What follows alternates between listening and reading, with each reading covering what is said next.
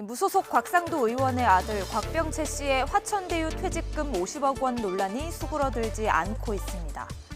곽 씨는 지난주 곽 의원 대신 삼자인 아들에게 뇌물을 준 것 아니냐는 이른바 아빠 찬스 의혹과 관련해 경찰 조사를 받았습니다.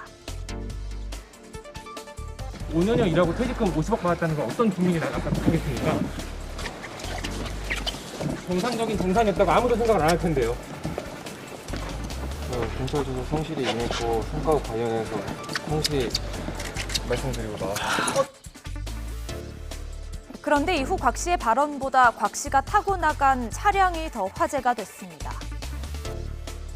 보시는 것처럼 고급 외제차인 포르쉐의 SUV로 출고가는 최고 1억 7천만 원에 달하는 것으로 알려졌는데요. 당장 민주당은 갓 30의 청년이 어울리지 않는 차량을 타고 경찰에 출석했다며 곽 의원을 향해 아들의 행동에 부끄럽지 않느냐고 공세에 나섰습니다. 곽 의원의 과거 발언도 다시 소환됐습니다. 곽 의원은 조국 전 법무부 장관 가족 관련 수사가 진행되던 지난 2019년 조 전 장관의 딸이 포르쉐를 타고 다닌다는 의혹이 있다며 공세를 폈죠. 인터넷상에서 자료를 보면은 포르쉐 외제 승용차를 타고 다닌다는 이런 말까지 떠돌고 있습니다. 학자금 교육비 허덕이고 있는 대다수 서민들의 신뢰를 배신한 용납할 수 없는 행위입니다.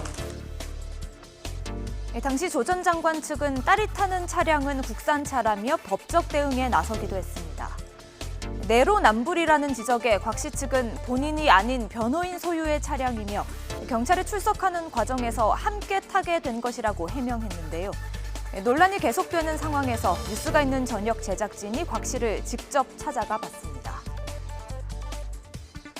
곽 씨의 자택은 서울시 송파구 위례 신도시에 있는데요.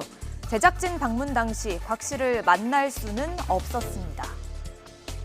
그리고 주차장에서 곽 씨가 탔던 포르쉐 차량 역시 발견할 수 없었는데요. 대신 곽 씨가 해당 아파트에 거주하는 사실은 확인할 수 있었습니다. 곽상도 전 의원 아들이 여기 단지에 산다는 얘기 듣고 저희가 왔는데 혹시 그 관련해가지고 사실이 맞을까요, 그 내용이? 여기 산다는 것도 저도 아는데 어떻게 그렇게 사는지도 몰라요. 그분이 이제 포르쉐 차량을 이제 모은다는 얘기가 저희가 들었어요. 포르쉐 차량 혹시 오늘 뭐 왔다 갔다 한 거 본 건 있으세요? 몰라요. 앞서 곽 씨는 퇴직금 50억 원은 정당한 노동의 대가였다며 지난 2018년부터 이명 어지럼증 등이 심해져 산업재해에 따른 위로금 성격이 포함된 것이라고 주장했습니다. 지금도 이명 어지럼증 있어요? 화천대가 어떻게 알고 60억은 아버지에 대한 뇌물이 아니라는 입장이신가요? 상식적으로.